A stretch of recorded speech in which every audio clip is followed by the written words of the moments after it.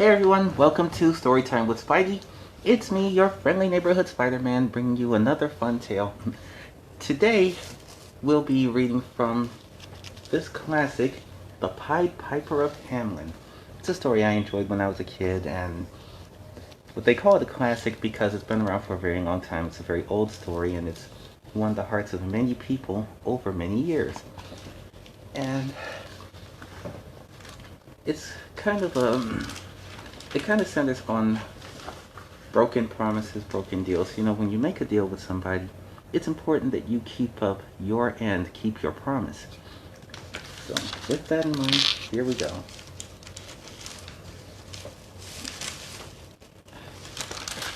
Spider stickiness, I tell you.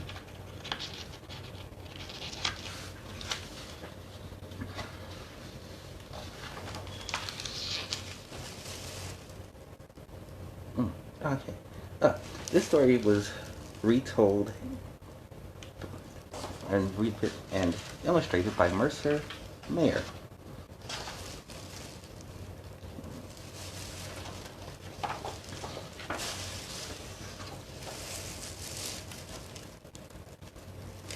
Okay, so many years ago,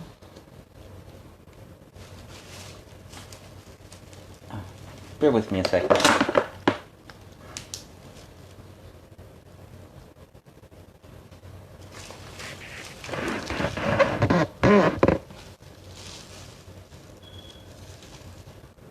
Many years ago, a stranger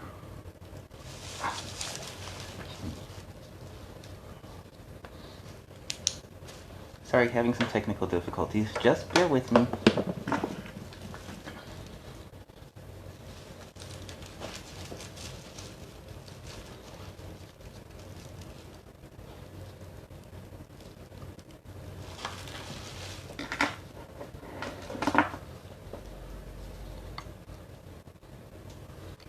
Many years ago, a stranger walked upon an open road.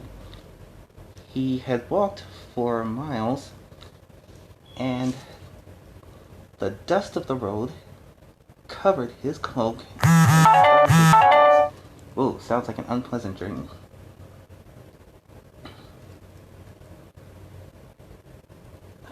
There...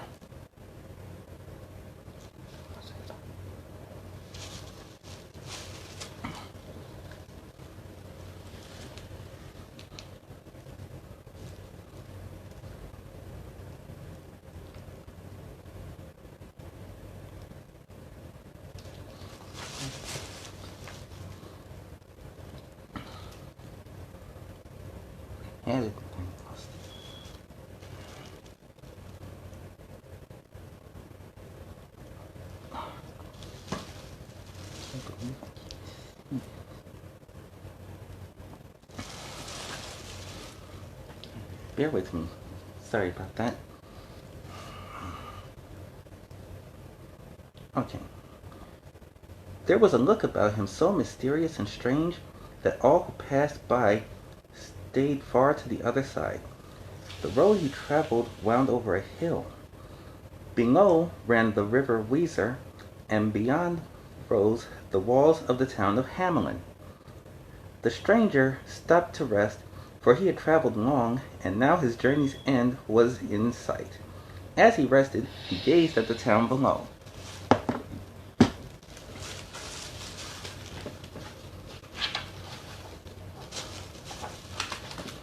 And here we see him arriving at the town.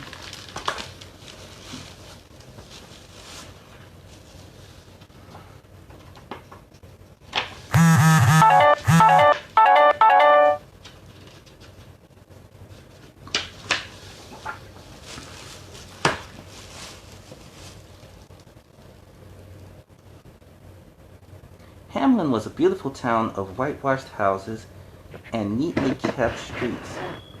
One would have thought that those who lived there were happy and content, and that would have been true, except for the rats.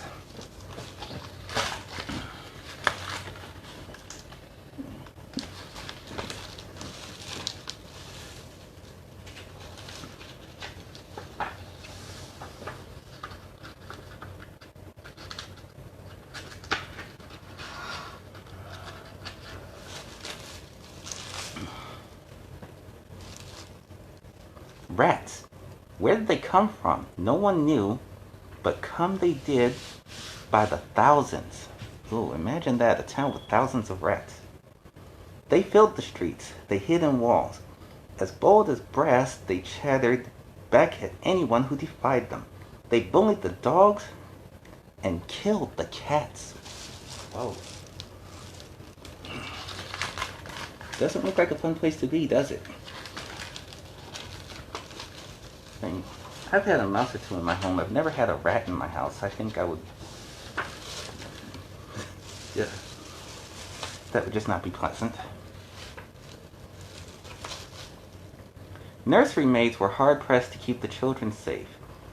The rats burrowed through floors, scratched through walls, and gnawed past chains and locks. Gnawing means that they broke through it with their teeth. They just chewed and chewed until they got through.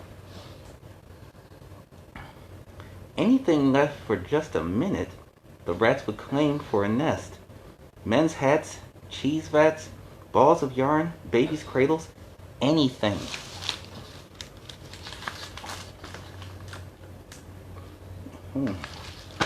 It's a nightmare.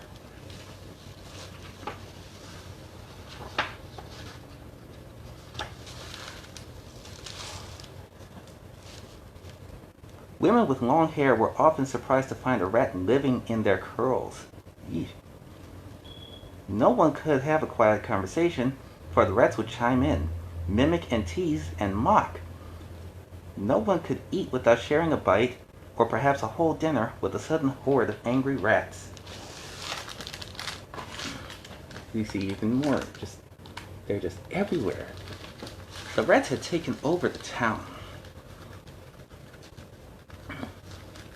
Reminds me of a villain I used to fight called Vermin. He was like half man, half rat, and he could make rats do whatever he wanted. And so sometimes he would make them attack like in large groups. Not pleasant at all.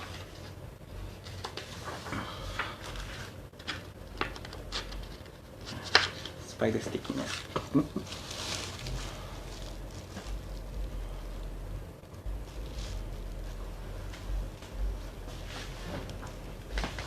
No larder could be sealed against them.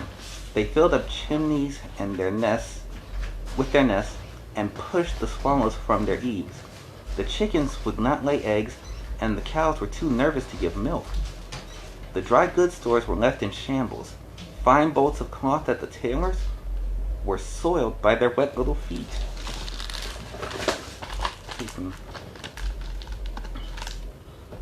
So yeah, we see people were having a really hard time with the rats.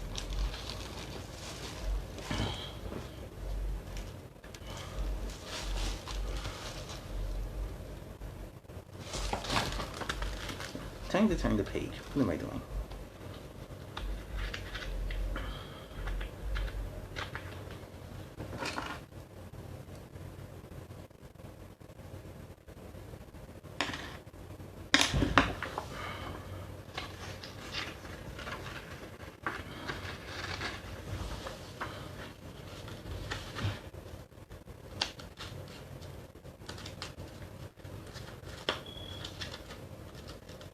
Now, the real question that the people in the town of Hamlin must have been faced with is what to do with all these rats.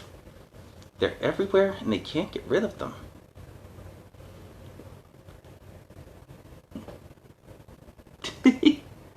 Sorry, Lee, can't do that. Angel, today I'm teaching about the importance of keeping a promise. So we'll get to that. No place was considered sacred by these vermin. Sacred basically means it's special and important and not to be messed with. Not even the great cathedral. That's like a really big church. No minister or priestly man could conduct a holy service without the accompaniment of shrieking, chattering, and squeaking. Oh, that must have been horrible. I like I said, I've had mice in my place a time or two, and I didn't like that.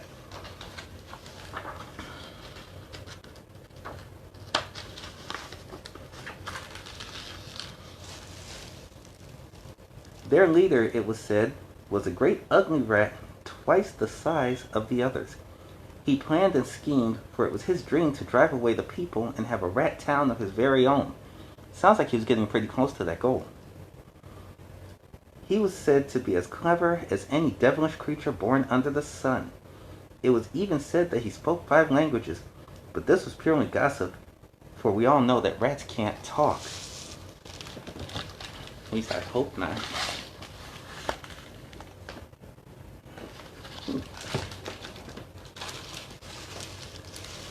Yeah, King Rat seems to really enjoy his position. I'm betting if I was there, they would have asked me to try to web them all up, and I probably would have run out of web fluid before I got them all.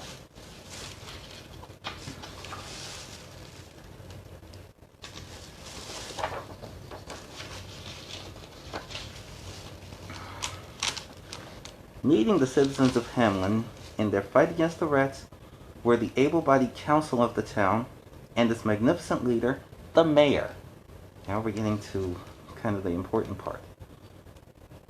If by magnificent is meant fat, he was certainly that. Kind of reminds me of Kingpin. He and the council members talked of nothing but rats, usually over great lunches of roast beef, stuffed goose, fine wines, and all the other tidbits that help highly placed, important people do their jobs. Seems to me it's not about them doing their jobs as much as enjoying their power. They ate and drank their way through many taxpayer dollars in their eager pursuit of the solution to the rat problem. Much food and many words passed back and forth along the table, but as for solutions, none were found.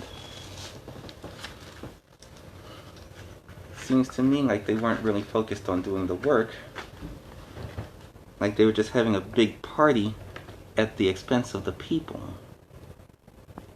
That's never a good thing.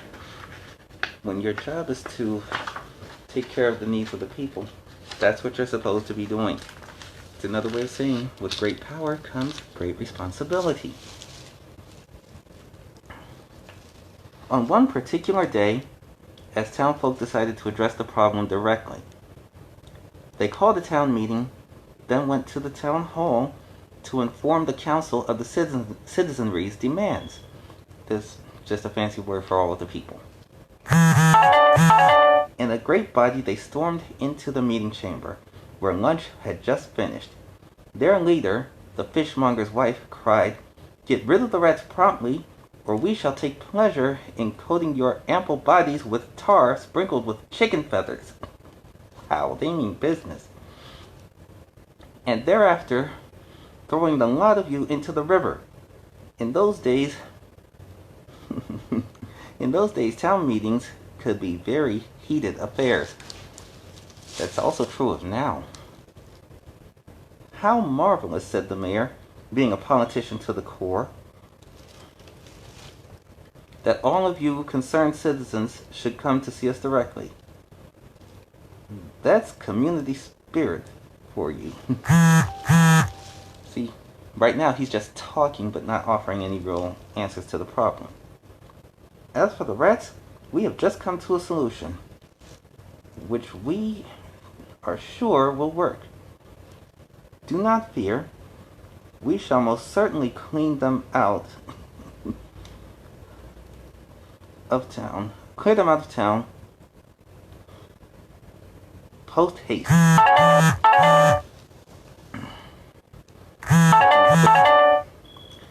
The great body of concerned citizens left, if not quietly, at least quickly.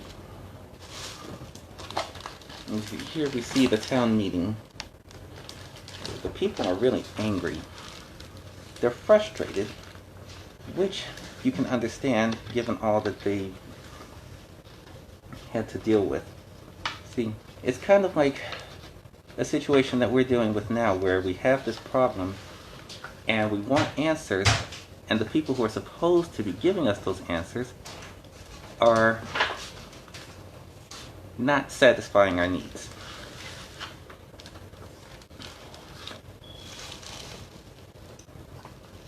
The mayor mopped his brow and composed himself. "It's time," he said. "If we value these delicious lunches and our jobs, and perhaps our very lives, it's time to do something about the rats. But oh, how I loathe the very thought of them." Loathe means hate. Like hate big time. Like kind of how venom loathes me. Suddenly the town hall shook at its very foundations. "What was that?" said the mayor. The council members stood silent. The air grew dark, as though a hand had passed before the sun. The building trembled and heaved again, and the windows rattled and gave off a whistling sound. "It is a strange wind blowing through town," said the With that came a loud knocking at the door. Each looked to the other, but no one spoke. The mayor finally called out, "Come in," and puffed himself up to show his authority. Trying to look brave when you're not really feeling brave. It's something else that people in positions of power do. This book is actually longer than I expected, so what I think I'm going to do is stop it here, because that's kind of all the time that we have for today. But as you can see, there's a big problem, and we have people in charge who should be helping to fix the problem, but they're only thinking of themselves, which is never good. When you are in charge of something, you're supposed to do what's best for everybody, not just you. Excuse me. Oh, sorry about that. The mayor of Hamlin is a very greedy man and a very selfish man, as we can see. In truth, he's a lot like some of the supervillains that I deal with.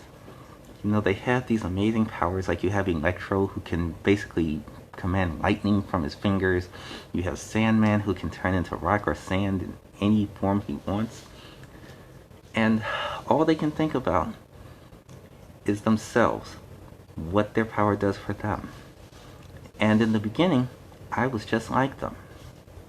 When I found out that I could lift a car with my bare hands and crawl up a wall, and I figured out how to make sticky web fluid, all I wanted to do was use these things to make money for myself. And it was only when it cost me someone dear to me that I realized that was not the way to go. It's okay to want things for yourself and to get them for yourself if you're in a position to do that, but not if you hurt other people to do it, or if you ignore the needs of people because you're focused on you. That is never cool. So now, before I wrap up, I want to talk about something. The other day, the Scarlet Spider was here, and he talked to you about the importance of wearing masks when you go out. And he said that despite what everybody tells you, or what some people are telling you, they're not dangerous, they don't hurt you to wear them. It's a little uncomfortable, but it's very important to be safe. And I told him to say those things because it's true. He was right. So just remember, mask up when you go out, and carry a spare if you're going to be out for a long time. It's the rules, and in some places it's the law. So don't worry about all these crazy ideas about what they will or won't do. Just do the right thing. And with that, I'm going to be signing off. We will finish the Pied Piper story because it's just getting good. And until next time, Excelsior!